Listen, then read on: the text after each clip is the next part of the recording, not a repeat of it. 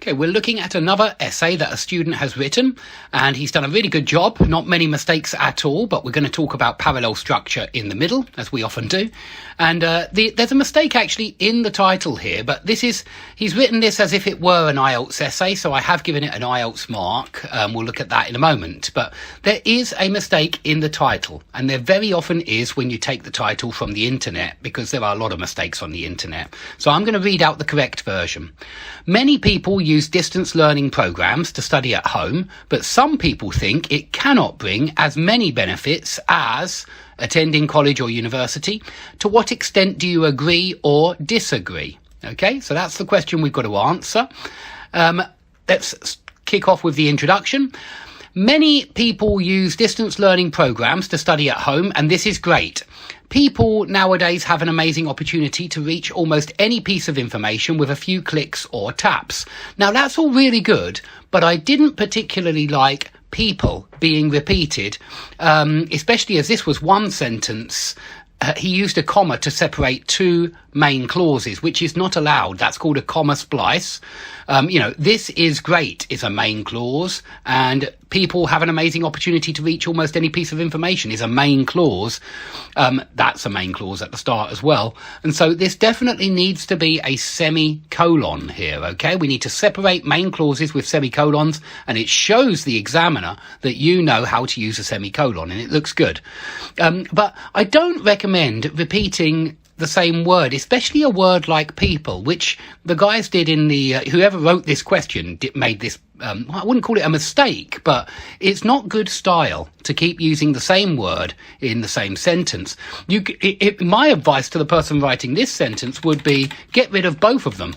Yeah, many use distance learning programs to study at home, but some think that's much better. Yeah, you don't need people repeated twice. You can get rid of it completely.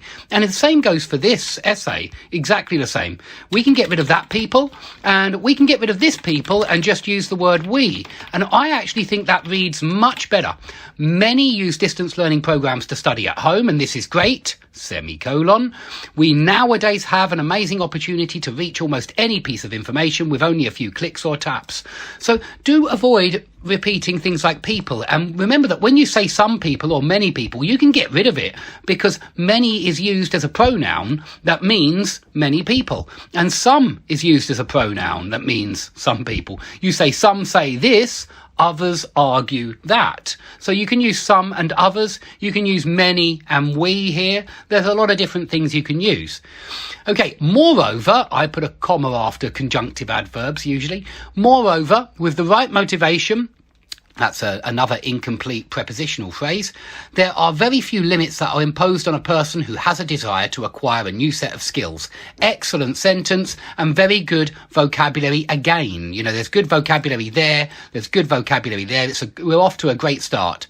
However, this is only partially true. Semicolon. You've got to get the hang of this. Commas are not full stops. Yeah, they're not full stops. They're not allowed to be used as full stops. You have to use a comma with incomplete pieces of information, not with main clauses. You need to use a semicolon or a full stop. Now, I've used a semicolon because a full stop is a bigger break, but you can use a full stop as well. However, this is only partially true, full stop.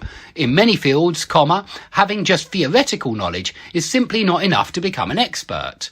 Okay, I agree, and that's a good start.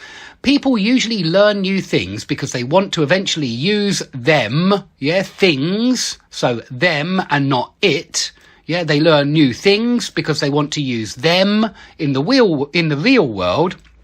And I like this be it. It's very good. It works very well.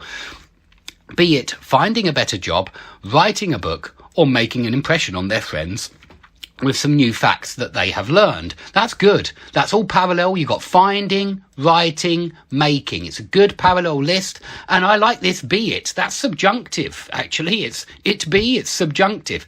It be subjunctive. So that's a really lovely sentence. I put good after that. I liked it. The only thing that spoilt it was the pronoun it instead of them, but it is a very good sentence.